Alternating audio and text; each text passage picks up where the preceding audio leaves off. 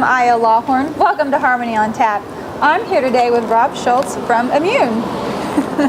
And tell them where we're at. We are out back behind our bass player's place of employment, the Rumor Mill, next to a Queen-operated laundromat here in beautiful downtown Culver City. And what are you drinking? This is kind of an amalgamation of... That was a big word. Yeah, I can walk and chew gum at the same time. It's some non-fat milk, little chocolate, little espresso, some protein. All right. After a vigorous bout of exercise before I drove here. You ready to do this now? I'm ready. Okay. Rob, you took the concept of the band from Rhode Island to LA. Were you the one who originally decided on the name of the band? What's the story behind that? Well, I have to give credit where it's due. The original lineup was just three of us.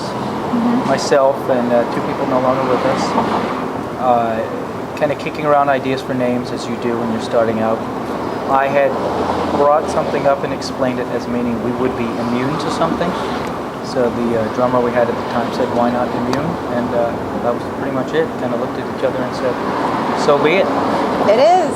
I was about to ask you, what are you immune to? Probably nothing. It's just something that sounds cool and looks cool. That's what happens with most band names. It's just an accident. It's just time to put it on paper, right? I think there might be a case here and there where they actually put some thought into it, and there's a story behind it that makes a bit of sense and comes off as intelligent, but really it's going to be some guy telling you, oh, I had an acid trip, and that's what I saw in the sky. That kind of thing. No acid involved. It makes sense. That was that drummer's peak moment, I think. All right.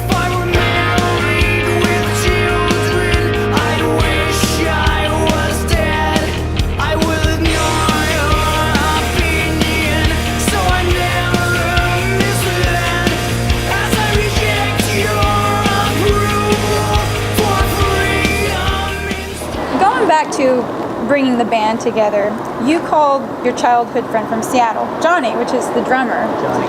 And what did you do? What did you say to him to talk him into doing it? Was it something that he said, yes, yeah, count me in, I'll do it, or? Not really. We had moved here, four of us, in the summer of 2004. And the war of attrition started pretty quick. The first one to go was the drummer. Now Johnny was here, and we had obviously reconnected without any thought towards playing together when we got here. And came home one day, and the drummer had left a note that said, sorry guys, I'm going home. We had shows booked, so as upset as we were, there really wasn't any time to do anything else but try to find somebody who could help us. My bandmates at the time had gotten to know Johnny, so he said, yeah, I'll step in and help you guys out. And it was just meant to be a short-term temporary thing, and it just turned into a long-term permanent thing. And it all worked out. It all worked out. And how did the rest of the band come together? Well, let's see. After Johnny, we lost our second guitar player. He made a comment, I believe, along the lines of, I don't really want to do any of the work anymore, but if things really turn around, I'd be interested in playing that. Oh, how convenient. So I said to him, I'm not quite sure that's really how it works. Yeah. So there was a bit of a revolving door on second guitar for a little while, friends helping out, people moving out to play. It didn't work out too well. So we finally found the guy we have now, the Brazilian. We can't really pronounce his name. I was going to say João. He's known as Jay. João. As close as I can get without speaking Portuguese is João. Okay. It gets mistaken for Jerome, Joe, you name it. We don't have the noise that little tilde over the A is in Portuguese. You should just say Jay. Just call him Jay. Yeah, Jay is common. Yeah. Jay is common. So he came on board. He replied to a Craigslist ad, of all things, in 2006. That was around the time we had replaced our bass player, and he unfortunately liked to drink a little too much on the night of performance. So he was summarily fired, and he was fired at the place where we met Drew, who plays with us now. Oh, that Drew just all wasn't worked there out when he got conveniently. fired, but we had met Drew playing this place and just kind of called on him, and ever since then we've had no problems. Worked out fine. Sure, so far, yeah. So far. You guys just finished playing last month at the 2010 Rockstar Music Energy Mayhem Festival. Tell me how that was for you. That was, I think, the first step into a bigger, better world. We were playing with, it was the first time we'd ever done anything on that scale. A little intimidating. Favor was done for us, and we still knew that, we were going to be expected to perform at a certain level. To top it all off, our drummer was out of town. So we had to hire a one-off substitute, a guy named Dan Welby. He did a great job. So that added a bit to the stress and pressure of the situation. But to play a show of that size, the scope of the event was huge with the main stage and 2 side stages. We were on one of the side stages. And the amount of people there and just all of the other bands. We were playing with some really freaking heavy bands. I mean, It was Rob. death metal level. Rob Zombie and Korn were the mellowest Oh my. of the bands we played with. I will scream until I'm out of air. I lose my sanity the longer I'm here.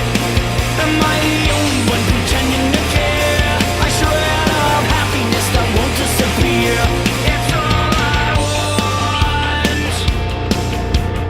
Rob Zombie was playing. Yeah, he and Korn, I think, were among the mellowest of the bands. I'm not sure we quite knew what we were getting ourselves into. We knew it was going to be kind of a loud, heavy metal type festival, but we basically played with 10, 12, 15 death metal bands. Oh my gosh. And to be honest, I didn't know if we were going to survive. I mean, we have some pretty heavy, vibrant stuff, but not on the level of what some of these bands were doing. I had mentally prepared myself to get booed off the stage. Oh, But that didn't happen. nope. Well, I mean, we survived, we thrived, we had a great set, the kids responded really well to it, and that was kind of a affirmation. Say, okay, we can pull this off, we could do this. And just to play something that big, the experience of it, Yeah, the it's pictures huge, from it, yeah. that was great. It was a good confidence boost. So. And you guys also played for Steel Panther, or with Steel Panther. More than once. More than once. It's too bad we used to play for them at Key Club. They Mm-hmm. moved to House of Blues, did a couple there, and then they, I believe, had a bit of a falling out and moved back to Key Club. And the way it's being booked now isn't really going to be conducive to playing Let's see. in the future, unless something unforeseen happens, which is unfortunate. We really dig playing with those guys. I don't think it's something they personally have any control over, but it's just a situation that's a bit disappointing the way it's going down right now. Let's talk about Sylvia Massey. Sylvia. Yeah. How did the collaboration come about with that? I think I had found her in the process of promoting something on MySpace and just kind of reached out to her, shot in the dark kind of thing. We ended up hearing back from her again. We pretty much figured it was a shot in the dark, but she was really interested in working with us, and we had the time and the circumstances that kind of matched up, so we went up and did 3 songs, and again, it was like a step forward. Right. At the time, I think we thought it was a be-all, end-all. Oh, okay, we recorded with Sylvia, the clouds were part of the mountains running away, but that wasn't the case at all. We learned a valuable lesson there, which is you cannot assume the producer or anybody else is just going to kind of play puppet master for you and take care of all of your business situations on your behalf. It's just not how it's going to work. And you guys also worked with Brian or Karlstrom, right? Or you are working? Still very close with Okay. Brian. Actually spoke to him today. He is Dave Jordan's engineer. They did Right. all of the Alice in Chains and Offspring and Jane's Poe, Addiction Records. Porn on You name it. Blondes, Oh, he's going to be excited to hear that you knew about it. A little something about So that. their studio right now is around the corner, literally, from my apartment in Burbank.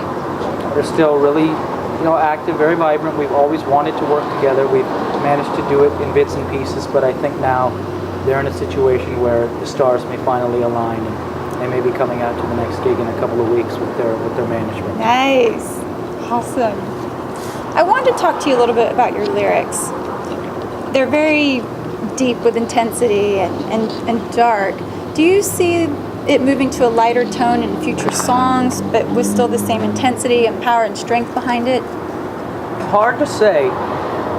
Even when I might write something very personal, I either lack the ability or willingness to lighten up a little. It's just kind of the way we do things.